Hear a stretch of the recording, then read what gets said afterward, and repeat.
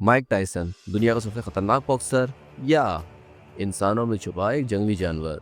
ये सिर्फ एक कहानी नहीं है। मुक्के मारने या शोहरत की, यह है दिमागी ताकत और उस हिम्मत की जो होश आवाज से बाहर है।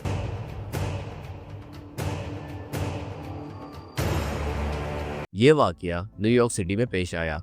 माइक टायसन ब्रॉन्क्स जू की सैर पर गया हुआ था।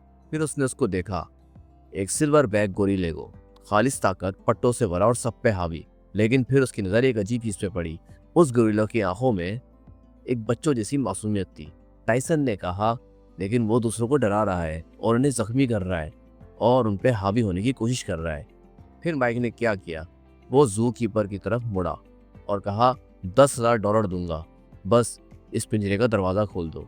मैं इस गोरिल्ले से लड़ना चाहता हूँ। हाँ, एक जिंदा असली गोरिल्ले से लड़ाई। पागलपन लगता है ना? लेकिन माइक टायसन सिर्फ बातें नहीं करता था। उसकी गर्दन 18 साल की उम्र में ही 20 इंच से ज्यादा हो गई थी, एक आम इंसान से ज्यादा।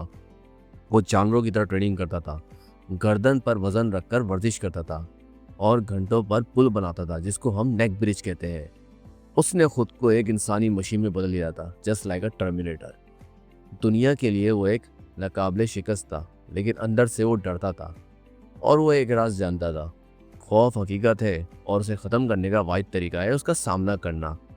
इसीलिए उसने गोरिल्ले को चैलेंज किया, न शोहरत के लिए, न पैसों के लिए, बल्कि खौफ को आंखों में आंखें डालकर देखने के लिए और उसे गुस्सा मारने के लिए भी।